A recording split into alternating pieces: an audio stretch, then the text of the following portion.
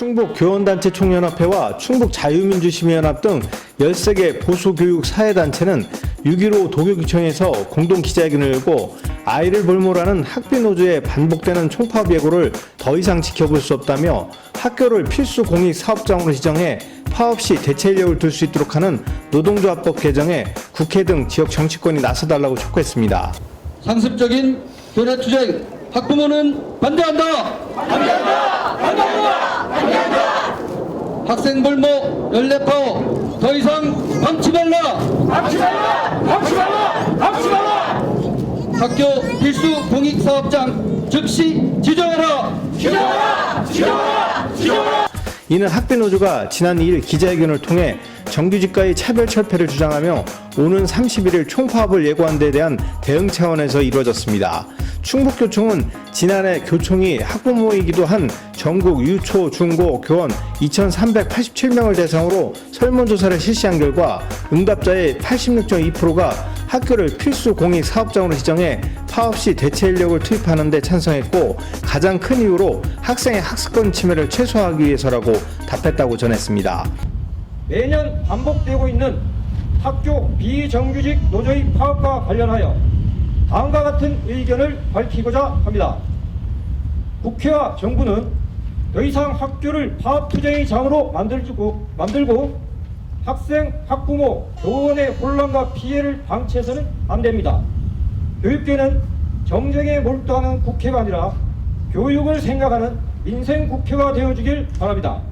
따라서 국회는 더 이상 현안을 외면하지 말고 학교를 필수 공익사업장으로 지정해 파업 시 대체 인력을 둘 수 있도록 하는 노동조합법의 개정에 즉시 나서주기 바랍니다.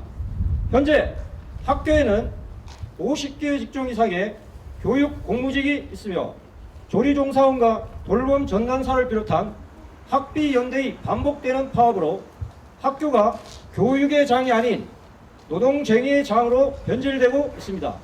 또한 선생님들은 수업과 생활주도의 주체가 아닌 파업 뒷감당의 희생양 신세가 되고 특히 학생을 볼모로 한 파업이 반복되면서 학생, 학부모에게 고스란히 피해가 전가되고 있는 실정입니다. 이날 행동하는 학부모연합회도 어떤 이유로도 학생을 볼모로 잡고 희생양 삼는 파업을 용납해서는 안 된다면서 노조의 단체 행동권이 보호되어야 하는 만큼 학생들의 학습, 돌봄, 건강권도 보호되어야 한다고 목소리를 높였습니다. 바로 매년 연례 행사가 되어버린 급식 파업 때문입니다. 올해 역시 새학기를 맞아 먼저 들려오는 소식은 급식과 돌봄 파업이었습니다. 아이들은 이해할 수도 없고 알 수도 없는 어른들 세계의 이권 다툼으로 왜 아이들이 모든 피해를 감내하는 희생양으로 전락하는 신세가 되어야 할까요? 어른으로서 아이들이 이 상황을 어떻게 생각하고 이해할지 생각해 보셨습니까? 다른 그 어떤 것보다 아이들을 가장 먼저 생각해야 하는 곳, 그곳은 학교입니다. 학교라는 울타리 안에서 마땅히 안전하고 보호받아야만 합니다.